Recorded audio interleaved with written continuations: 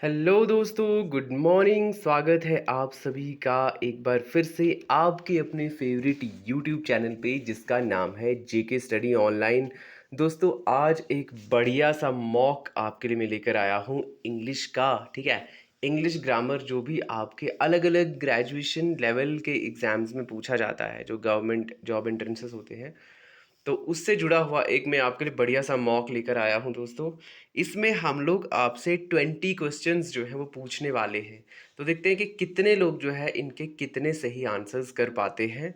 तो दोस्तों, ये काफ़ी इंटरेस्टिंग आज का जो है ये मॉक सेशन रहने वाला है। आप सब ज़रूर ज्वाइन कीजिए और देखिए कि आपका कितना स्कोर इसमें बन पाता है। ठीक है, वीडियो शुरू करने से पहले मैं आपको बता देना चाहूँगा कि अगर आप हमारे चैनल पर नए हैं तो हमारे चैनल को सब्सक्राइब कीजिए। सब्सक्राइब करने के साथ साथ जो है बेल आइकन भी ज़रूर दबाएं। ठीक है, और दोस्तों लाइक कीजिए, कमेंट कीजिए, शेयर कीजिए हमारे वीडियोस को। ठीक है दोस्तों, बिना किसी देरी के शुरू करते हैं हम आज का हमारा वीडियो। तो आज के वीडियो में हमारा पहला सवाल हमारी स्क्रीन पे ये रहा दोस्तों। ठीक है, क्या है आज का क्वेश्चन नंबर 1 हमारा जो है ये है।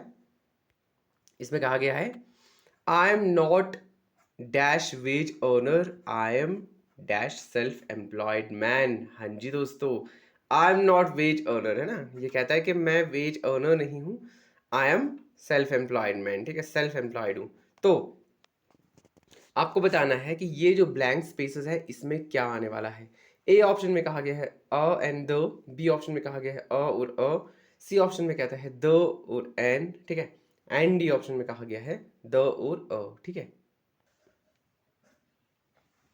दोस्तों, जल्दी से गेस करके बताइए कि इसका सही आंसर क्या होने वाला है, ए बी सी या फिर डी। ठीक है, आपके पास 2-3 सेकंड सोचने के लिए हैं। ठीक है, चलिए, बिल्कुल सिंपल सा है दोस्तों। इसका आंसर होने वाला है I am not a wage earner, I am a self employed. ठीक है, तो यानी कि ये हो जाएगा आपका option B.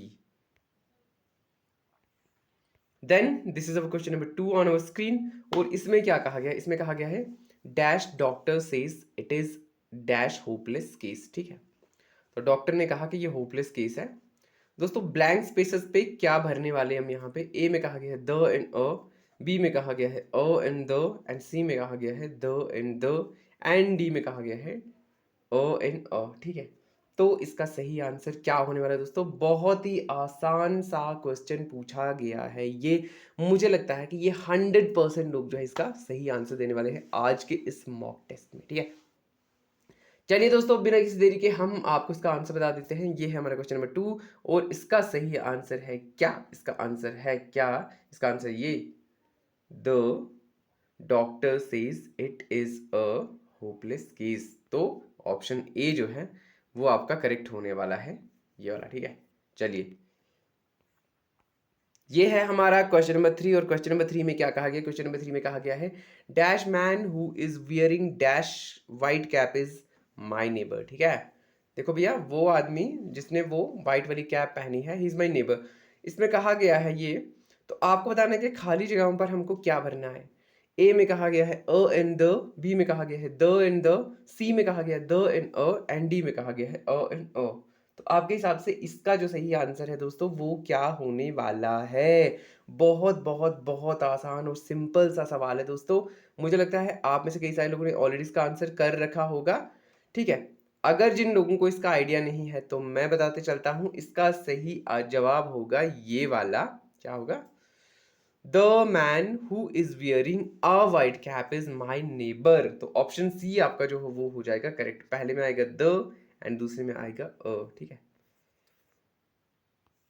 Option C is going to be your right answer. चलिए, देन ये है हमारा क्वेश्चन नंबर 4। और क्वेश्चन नंबर 4 में कहा गया है she dash fall ill if she doesn't take care. ठीक है, she dash fall ill if she doesn't care. तो मतलब ये कहना चाहा है कि वो बीमार हो जाएगी इफ शी डजंट केयर, तो टेक केयर। अब आपको बताना है कि इसमें जो ये खाली जगह है इसमें क्या, कौन सा वर्ड जो है दिए गए ऑप्शंस में से एडजस्ट होने वाला है। ए में कहा गया है मे, बी में कहा गया विल, सी में कहा गया मस्ट हैव, एंड डी में कहा गया वुड। तो सही जवाब आपका क्या होने वाला है दोस्तों, जल्दी से आप इसका आंसर मुझे सोच के बताइए। दोस्तों आपको पता है, हम सबको पता है, इसका आंसर जो है वो होने वाला है हमारा ये, बहुत ही आसान है, she will fall ill if she doesn't take care. चलिए आगे बढ़ते हैं। अगला हमारा सवाल कहता है कि parents dash take care of their children. क्या आने वाला है दोस्तों इसमें, जल्दी से सोच के बताइए। Parents dash take care of their children. Option A कहता है मे, बी कहता है ऑट टू, सी कहता है मस्टंट एंड डी कहता है शुडंट। तो आपके हिसाब से इसका सही आंसर क्या होने वाला है? ये है हमारा क्वेश्चन नंबर 5। और क्वेश्चन नंबर 5 का सही आंसर क्या होने वाला है दोस्तों, जल्दी से सोच के बताइए। इसका सही आंसर होना चाहिए ये वाला, यानी कि ऑप्शन बी। ठीक है, parents ought to take care of their children. चलिए बढ़ते हैं आगे। This is our question number 6 दोस्तों। और क्वेश्चन नंबर 6 में क्या कहा गया, इसमें कहा गया है since our bags are identical you dash have taken mine by mistake. हाँ जी दोस्तों, बहुत ही मजेदार है। Since our bags are identical you dash have taken mine by mistake. आपको बताना है इस खाली जगह में हम लोग क्या बनने वाले हैं। ए ऑप्शन कहता है कैन, बी ऑप्शन कहता है विल, सी ऑप्शन कहता है शेल एंड डी ऑप्शन कहता है गुड। तो आपके हिसाब से इसका जो सही आंसर है वो क्या होने वाला है? खाली जगह पर हम क्या बनने वाले हैं दोस्तों? ठीक है, तो खाली जगह पर जो वर्ड भरा जाएगा वो होगा ये वाला, since our bags are identical you could have taken mine by mistake. ठीक है, चलिए ये आ गया हमारा 7वां सवाल आज की वीडियो का। इसमें कहा गया है try to reach the village dash the sunset. पहले भी इसको मैंने एक दो वीडियो में कहीं पूछा हुआ इस सवाल को, तो चलिए आपको ऑलरेडी इसका आइडिया होगा भी।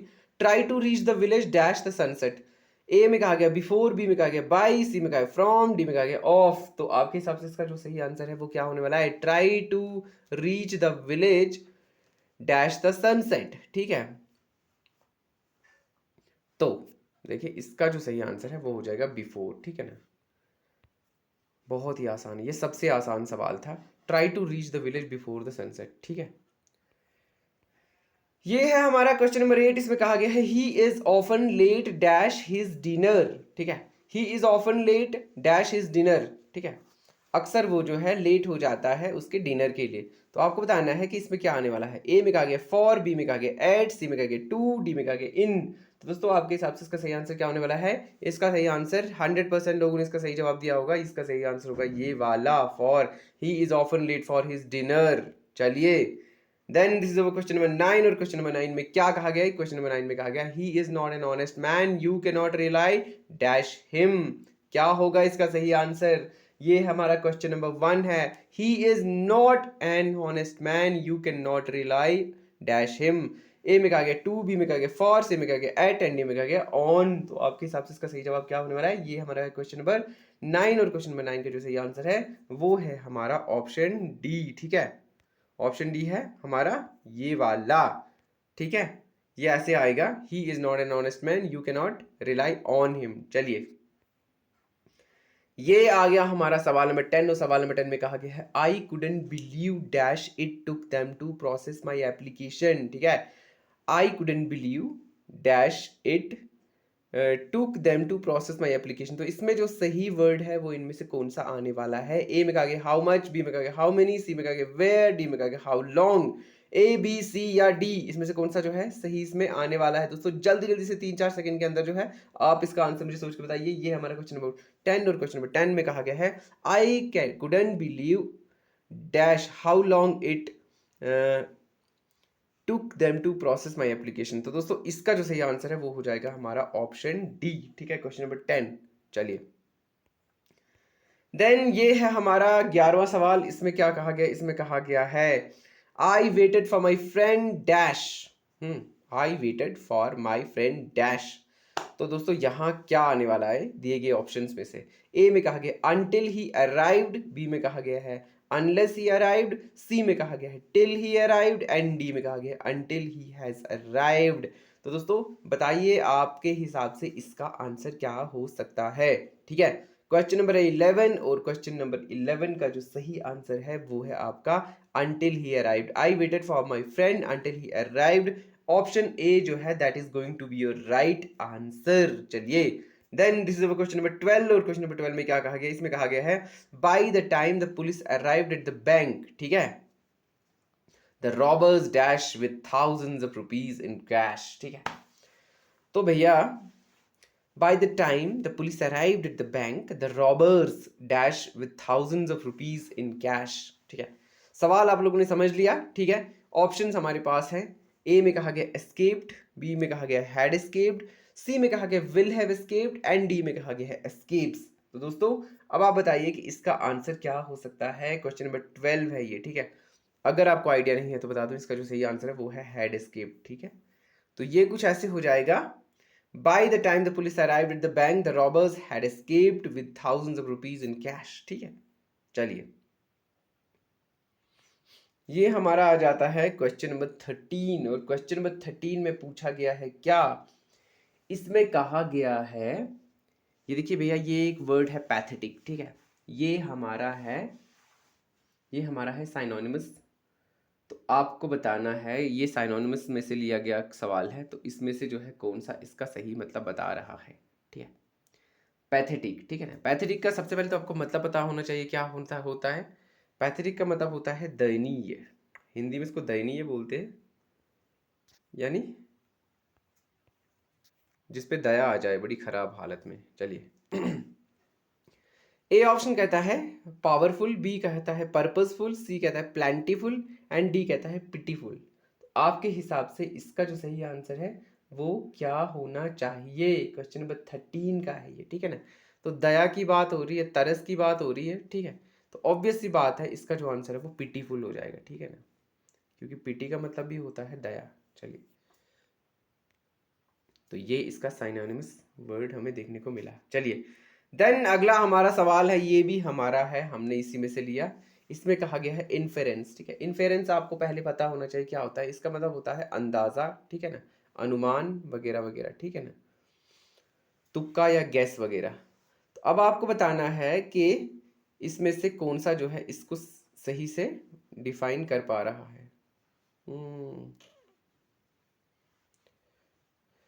तो ऑप्शंस हमारे सामने ये रहे। ए में कहा गया बिगनिंग, बी में कहा गया है कंक्लूजन, सी में कहा गया प्रिपरेशन एंड डी में कहा गया डिस्कवरी।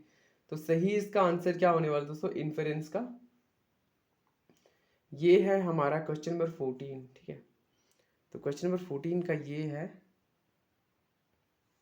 कंक्लूजन, निष्कर्ष जिसको हम लोग हिंदी में कहते हैं। ठीक है, चलिए देन ये है हमारा दूसरा सवाल। HIND, हाइंड पढ़ो हिंड पढ़ो जो भी पढ़ो इसको। तो ये है हमारा अगला सवाल। ठीक है, इसका मतलब होता है पीछे वाला हिस्सा। ठीक है, या पीछे ऐसे करके जो है इसका मतलब निकलता है HIND का। चलिए, तो ये हमारा क्वेश्चन नंबर 15 है। अब आपको बताना है कि इसका साइनोनिमस यहाँ पर कौन सा देखने को मिल रहा है।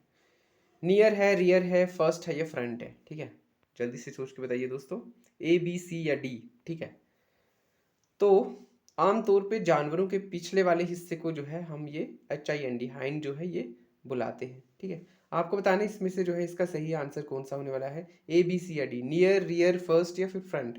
ऑब्वियस सी बात है, हम सब जानते हैं कि पिछले वाले को हम लोग कहते हैं रियर। ठीक है ना, REAR है ना। हमारे फ़ोन के जो पीछे वाला कैमरा होता है उसको भी हम रियर कैमरा बोलते हैं ना। चलिए, तो उसके हिसाब से हमारा जो आंसर है वो हो जाएगा हमारा ऑप्शन बी। ठीक है, चलिए क्वेश्चन नंबर था 15। हाँ 15। तो दोस्तों इसके बाद हमारा क्वेश्चन नंबर आता है 16 में जो है हमारा सवाल है हॉरिफाई। अब ये दोस्तों ये हमने लिया हुआ है एंटोनिम्स में से। ठीक है, तो आपको बताना है कि हॉरिफाई, पहले तो आपको पता होना चाहिए हॉरिफाई होता क्या है। ठीक है, तो हॉरिफाई होता है डराना। तो आपके पास ये ऑप्शंस हैं, आपने बताना है कि कौन सा इसके उलट में यहाँ पर आ रहा है। ऑप्शन ए जो है वो कहता है ऑफ राइट, बी कहता है पेट्रीफाई, सी कहता है अपाल, डी कहता है सूत। ठीक है, आपके हिसाब से इसका सही आंसर क्या होने वाला है। ये हमारा क्वेश्चन नंबर 16 है दोस्तों। जल्दी से आप इसका आंसर मुझे सोच के बताइए, अगर आपको आइडिया नहीं है तो बता दो, इसका सही आंसर है ऑप्शन डी। चलिए, एक्चुएट हमारा अगला आ गया है। सॉरी दोस्तों, एक्चुअली मैं ना ये टू एक्चुएट था, ये एक्चुएट नहीं था, ये टू एक्चुएट था। ठीक है ना, ये होता है उकसाना वगैरह वो सारी चीज़ें। तो आपको बताना है कि इसका जो है आंसर इनमें से कौन सा होने वाला है, ठीक है। ए में कहा गया टू रिटार्ड, बी में कहा है टू स्पर, सी में कहा गया टू इम्पल, डी में कहा गया है टू प्रॉपल। तो आपके हिसाब से इसका सही आंसर क्या होने वाला है? क्वेश्चन नंबर 17 ये है, ठीक है। आपको बता देता हूँ इसका जो सही आंसर है वो है हमारा ऑप्शन ए, ठीक है। क्वेश्चन नंबर आ चुका है 18, बहुत ही इंटरेस्टिंग है। आपको बताना है कि ओमिनस का सही मतलब, सॉरी हाँ, इसका उलट इसमें से कौन सा हमें देखने को मिलने वाला है, ठीक है। ए में कहा गया है थ्रेटनिंग, बी में कहा गया है फोरबॉडिंग, सी में कहा गया ऑस्पिशियस एंड डी में कहा गया है बेलफुल। तो आपको बताना है इसका आंसर इसमें से कौन सा आने वाला है, ठीक है। वैसे इसका मतलब होता है अशुभ, है ना।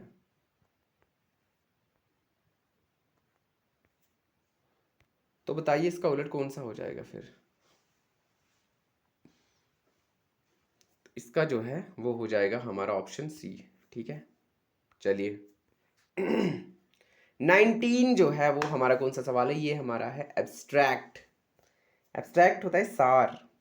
अब आपको बताना है कि इसका जो सही है वो इसमें से कौन सा होने वाला है? हमारा इल्यूसिव सही होने वाला है, कंक्रीट सही होने वाला है, इंटेंजिबल सही होने वाला है, या फिर वैग्यू सही होने वाला है?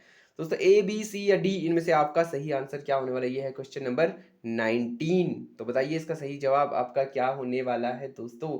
नहीं आइडिया तो बता दूं, सही जवाब हो जाएगा इसका कंक्रीट, ठीक है। चलिए आपके कितने सही हुए जरूर बताइएगा। इंफीरियर पूछा गया है दोस्तों, इंफीरियर का मतलब होता है कमतर। तो इसका जो उलट होगा वो इनमें से कौन सा आने वाला है आपका? इंफीरियर का उलट कौन सा होता है ये तो सबको ही पता है। चलिए ऑप्शंस बता देता हूँ एक बार। हमारे पास अल्टीरियर है, एक्सटीरियर है, इंटीरियर है या सुपीरियर है। तो इनमें से कौन सा इसका पूरी तरह से ऑपोजिट होता है, ठीक है। ए बी सी या फिर डी, बताइए दोस्तों। ऑप्शन आपके सामने है, ए बी सी डी, इनमें से कौन सा सही है? सबको पता है, 100% लोगों ने इसका सही जवाब दे दिया होगा। इसका उलट होता है सुपीरियर। तो ये आपका हो गया आज का मॉक पूरा का पूरा। आपके कितने हुए आप जो है हमें कमेंट करके ज़रूर बताइएगा। तो दोस्तों ठीक है, ये हमारा आज का इंग्लिश का मॉक हो गया। अब मिलूंगा आपके साथ अगले किसी और मॉक के साथ। तो तब तक के लिए मुझे दीजिए इजाज़त, बाय बाय।